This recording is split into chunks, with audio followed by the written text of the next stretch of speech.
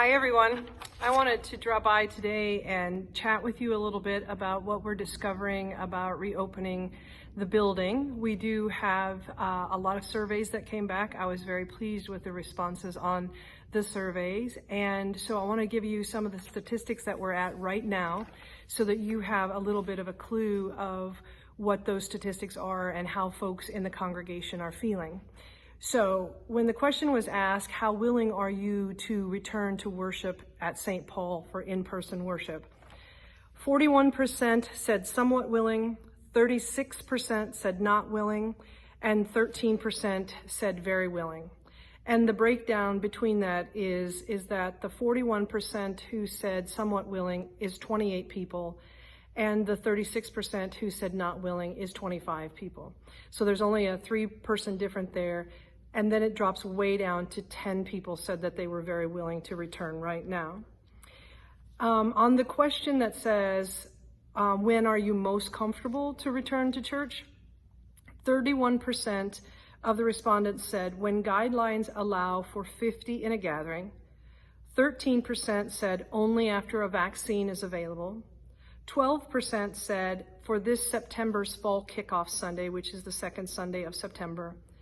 10% said in July, and 4% said immediately. And when the question was asked, how willing are you to practice the social distancing measures that we have to take, 96% of folks said yes.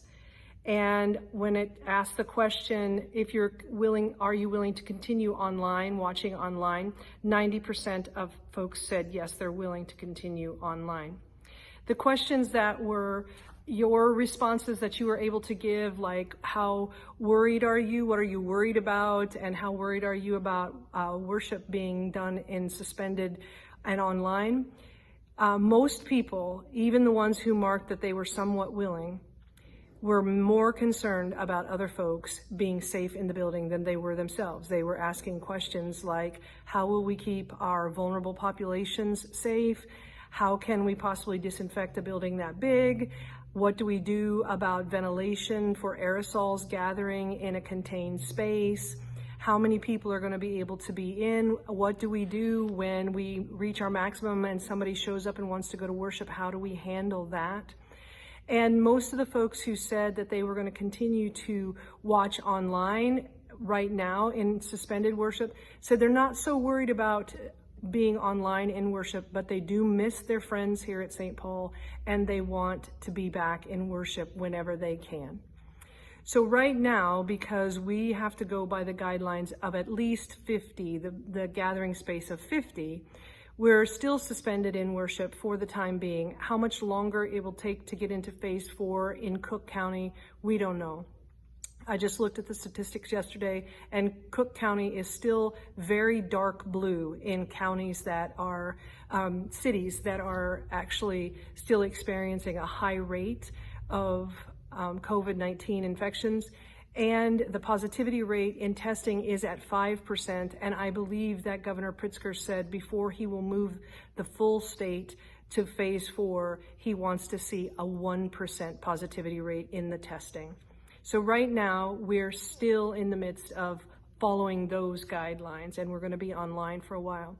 I'm going to change the camera now because I want to show you something. I'm going to step out for a minute, and I want to show you what Kim and I have done today, just simply laying out what it would look like if we were in the sanctuary together. Each blue piece of paper represents where 1 or 2 people could sit in the sanctuary and be technically 6 feet apart, which is what we have to do. So as I get out of this screen, I want to show you, I don't know if you can see that or not. I'm going to try and maybe lift it up a little bit so that you can maybe see.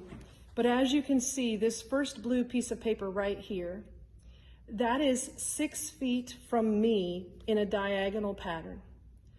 So 6 feet from where I'm sitting on the end of the pew in a diagonal pattern is the first place where 6 feet will meet.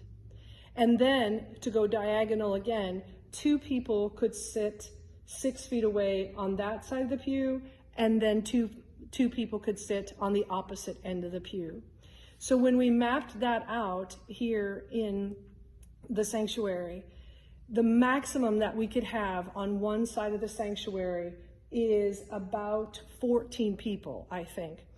And what we need to keep into consideration is this, is that if we are having to do worship where one person comes in by themselves and they sit in any one of these spots where there are 2 pieces of paper, that means no one else can sit there. So if you come in singularly to worship, let's say one day Bev Cherney decides to come in without Jack for the morning. Where Bev sits, no one else can sit in that spot right next to her. So that becomes a single rather than a double. If you can see here, on this side of the sanctuary, we have mapped out what it would look like if we had people sit in a direct line pattern rather than the diagonal pattern. So you see about 4 people can sit in a pew if 2 sit on one end and 2 sit on another.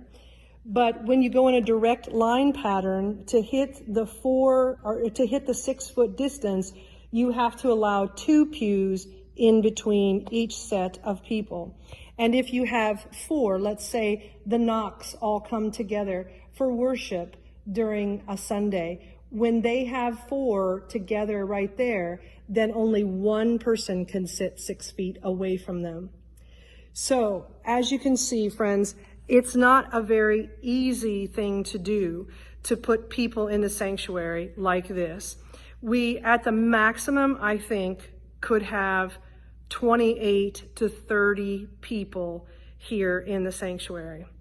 And I would have to be at least this far back, which you see is right back at the steps. I would have to be at least that far back to preach, and perhaps maybe not even allow people in the front pews except myself, because they say speaking or singing has a 12-foot range of the projection of aerosols. So it might be that we would even lose 4 people on this side, because I'm 8 feet away from them, from the pew right now, when I stand with my heels up against the sanctuary steps, the chancel steps. And you know that I like to move around. So we might have to move people to begin pews at the second back pew versus having them sit in the front pews. Okay, everyone, I have moved and I am downstairs in Fellowship Hall. We wanted to show a setup down here in Fellowship Hall so that folks could get an idea of what it might look like if we were to worship here rather than upstairs. We have had to allot 18 feet from the stage out to where the first chairs could start, because the video equipment has to be so far back from the screen, which you know is right there. The video equipment has to be so far back from it, and then from wherever that table where Steve would be sitting, you have to be 6 feet beyond him for the next set of chairs to start. So the first sets of chairs are 18 feet out. And if we put the chairs in single pattern, we can get 4 chairs across the front. Now, we have discussed about the fact that we could possibly get 5 chairs across the front, but that would leave no 6-foot aisle on the side for people to fill in rows. And then if you look at the second row that we have here, we could get anywhere from 6 to 8 sets of chairs, 4 sets of 2. But again, if we ran into the situation where, let's say, for example, Jenny wanted to come to church without John and the boys for the day, and Jenny sat in one of those chairs, no one else can sit beside her that's not in her family unit. So in this room that we think is so big here at St. Paul, we possibly could get at the maximum, if everything was set up to have 2 chairs, 2 chairs, 2 chairs, we could possibly get 32 chairs in, 32 slots for people to come to worship.